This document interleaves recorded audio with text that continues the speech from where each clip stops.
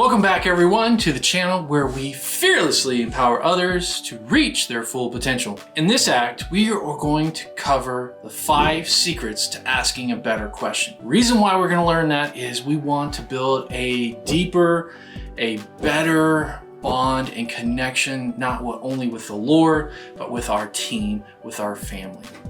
So the lessons that we're going to learn as a result of learning these secrets is we're going to build stronger connections. We're going to also promote critical thinking, because if you think about it, if you ask better questions, you are going to dig deeper for your understanding, so that way you are learning and others will model your example.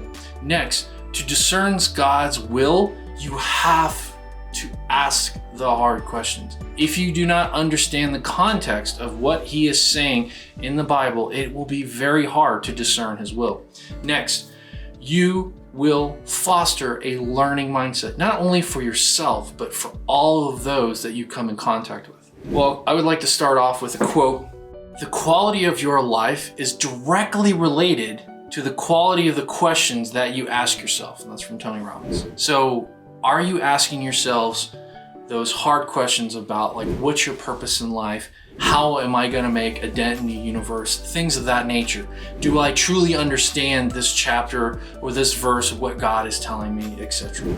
The story I would really like to share is I used to teach a lot, and I taught communications, and I had a fellow instructor who sat near me, and I could see she had just started teaching and was struggling with teaching. But when I started, I had the same fears, I had the same hesitation, had the same frustrations.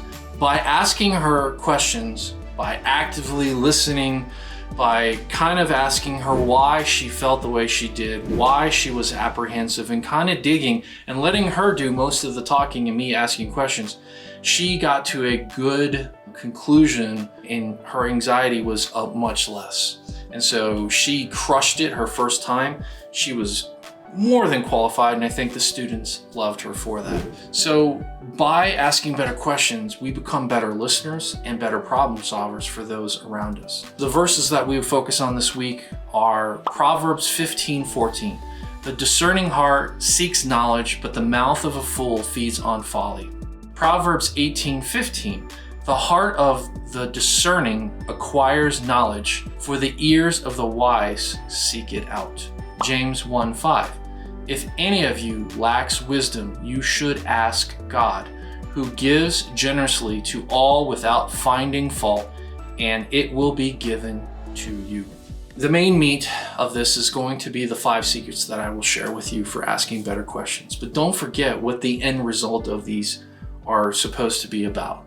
Proverbs really dives into it, like when you're with a team member, or you're meeting somebody new for the first time, or you're just trying to really find out when you're interacting with others. Proverbs 20 verse 5 really hits this home. The purpose of a person's heart are deep waters, but one who has insight draws them out. So to truly understand where a person is at, you need to ask better questions.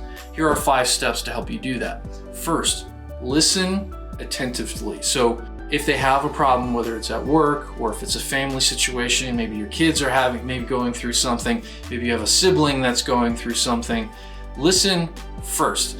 Get their perspective of their ideas, their thoughts, their actions of what they're doing, of why you're asking, and maybe what kind of troubles they're going through. Then use open-ended questions so you kind of understand it from their view.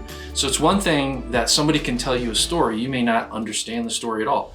I'm reading Jeremiah right now, and there's a lot of the chapter I do understand, but I'm watching and reading other material to better understand, because I'm asking my question as like, do I really understand what God is saying in this verse, in this chapter?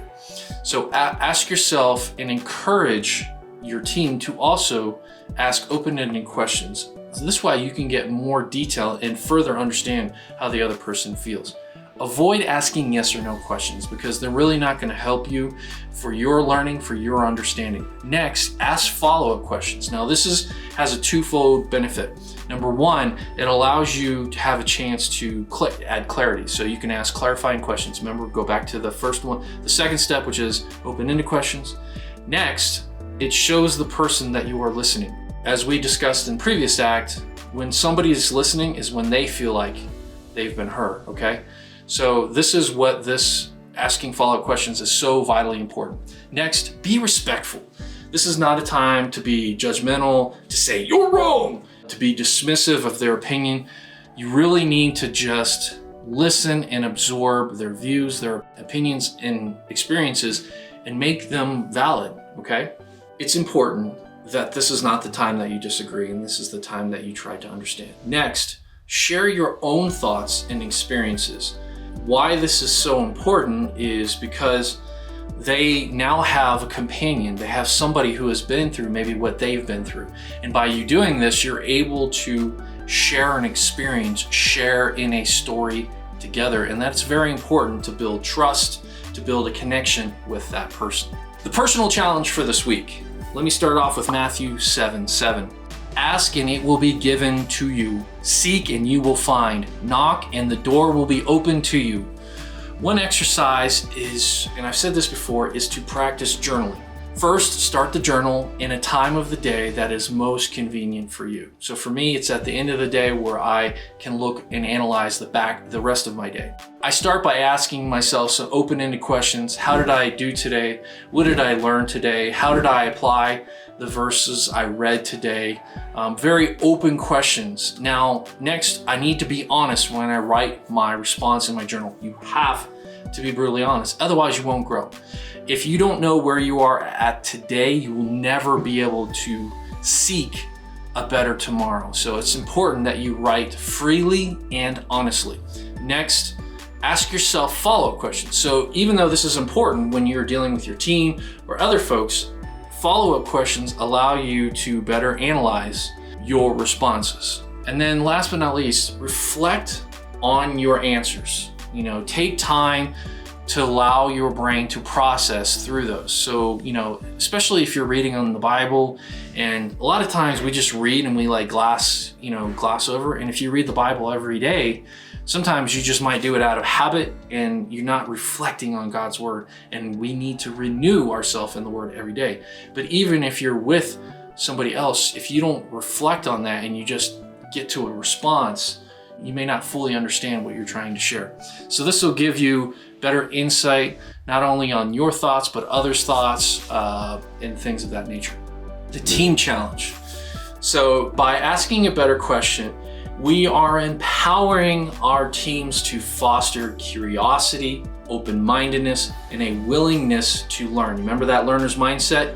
That has to be critical because it will start to build trust over time. Let's go into Proverbs 18:13. To answer before listening, that is folly and shame, right?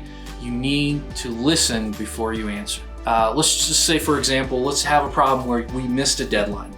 Let's go through, I like to call it the 5 why exercise, and you can do this with your team to really dig in. And the key part is use those 5 secrets to help yourself out, find those better answers. So one is, why is the project behind schedule? So you could say the project has missed its deadline. And you could ask it, why is it behind schedule? And the team might say, very quickly, it's just the team missed the deadline. That's why it's late. Then you would say, why did the team miss the deadline? And then the team could say, we were overloaded. Then you could say, why was the team overloaded? And then you could say, they didn't communicate enough about the priorities and the workload. So why wasn't there enough communication? The answer is the workers were hesitant to speak up about their workload.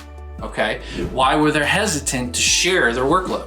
Well, the answer is they didn't want to seem incompetent. They didn't want to appear that they couldn't handle their workload. So once again, this is a very simple exercise that you can do for almost any problem set. And if you use those 5 secrets, you will build stronger connections. Well, until next time, everyone, please fearlessly empower others to reach their full potential. Have a great day.